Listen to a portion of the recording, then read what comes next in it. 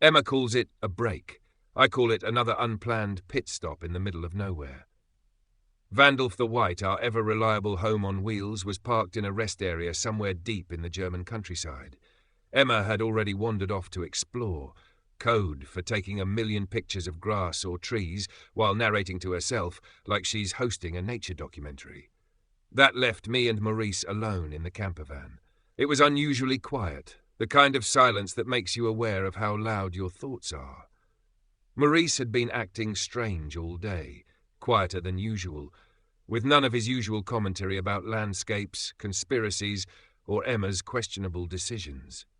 He sat perched on the back of the passenger seat, staring out the window, his tail twitching in that nervous way cats get when something's eating at them. I watched him from my spot on the dashboard, pretending not to care. "All right, Maurice, spit it out. You've been sulking since breakfast. If this is about Emma's singing, trust me, it bothers all of us." He didn't even smile. That's when I knew it was serious. "It's nothing," he mumbled, his voice softer than I'd ever heard it. I stretched lazily, trying to act casual. "You know, for someone who never shuts up, you're surprisingly bad at lying." Maurice sighed, his blue eyes meeting mine. "Do you ever think about where you came from? Like before Emma?" The question caught me off guard. "Not really. Sharon and Tim were fine, I guess, but they weren't Emma. Why? You having an existential crisis or something?" He hesitated, his claws kneading into the seat cushion. "My old life wasn't like yours." There was something in his tone that made me sit up. Maurice was never this serious, not unless it was about something that mattered. I tilted my head, waiting for him to continue. "My previous owners, they weren't good people.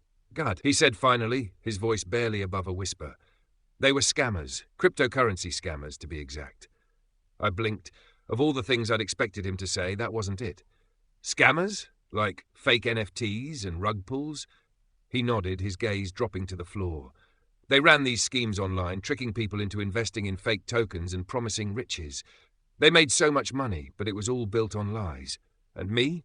I wasn't their pet, I was their prop. A luxury cat they used in their ads to make themselves look successful." His words hung in the air like a bad smell, heavy and suffocating. I didn't know what to say. I'd always thought Maurice was just a weird, overly optimistic cat with a flair for the dramatic. I'd never imagined he'd come from something so hollow. "What happened to them?" I asked. "They left," he said simply. "When the authorities started closing in, they packed up their laptops and disappeared.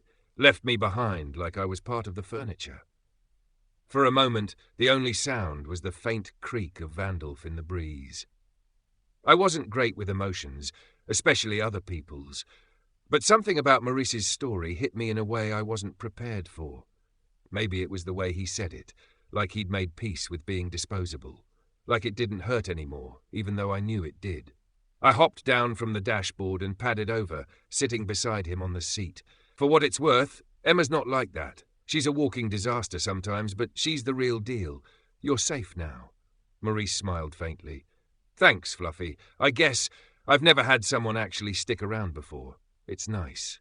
I flicked his ear with my paw, smirking. "Don't get used to it. I'm still the alpha here, but I'll admit you're not the worst company." "High praise," he said, grinning. "Should I be flattered?" "Don't push it." As Vandalf sat under a canopy of stars, Maurice curled up beside me on the dashboard. It wasn't something we planned or even acknowledged. It just happened. One moment we were sitting in silence, and the next he was pressed against my side, his warmth seeping into my fur. I should have pushed him off. I should have reminded him that I was the alpha, that personal space was a sacred thing. But I didn't. Maybe it was the way he'd looked at me earlier, his guard down for the first time since we met. Or maybe it was the fact that, for all his quirks and annoyances, Maurice was honest. He'd been through hell, and he was still standing. That kind of resilience deserved respect. "For the record," I muttered, glancing at him, "I'm not gay, but I'll tolerate the warmth, for survival purposes only." Maurice chuckled softly, his eyes half closed. "Noted, Fluffy, noted." The next morning, Maurice was unusually chipper. As Emma climbed into Vandalf with a bag full of wildflowers, Maurice turned to me, his tail flicking thoughtfully. "You know," he said casually, "I heard something interesting recently." "Oh, this should be good," I replied, stretching out on the dashboard. It's about you, he continued, his voice tinged with awe. Apparently, the bamboo wire is buzzing about how you fought a bear. I froze mid-stretch, narrowing my eyes at him. Who told you that? It's the talk among cats, he said, his grin widening. They're all asking, how the hell did Fluffy survive a bear? Some think you must have had 9 lives to spare. Others think you're just insane. I smirked, trying to play it cool. It was self-defense. The bear came for Emma. I didn't have a choice. Maurice stared at me, his expression shifting from amusement to something I didn't quite expect. Respect. That's incredible, Fluffy. Honestly, I'm honoured to be in your presence. I snorted, flicking his ear. Don't get all mushy on me. It's not a big deal. It is, he said firmly. You risked your life for her. That's not something a lot of cats would do. I didn't respond, partly because I didn't know what to say, and partly because, deep down, I knew he was right. As Vandalf rumbled back onto the road, Maurice curled up on the passenger seat, his tail twitching contentedly. I stretched out on the dashboard, my gaze fixed on the horizon.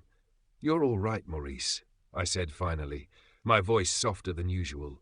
Annoying, but all right, he grinned. Thanks, Fluffy. You're not so bad yourself. Don't get used to it, I muttered. And just so we're clear, Emma's mine. You're welcome to be the backseat driver like a mother-in-law, but don't even think about making a move. Maurice laughed, his blue eyes sparkling with amusement. Don't worry, Fluffy. One human in my life is more than enough. For once, I agreed. To be continued, wherever the road takes us next.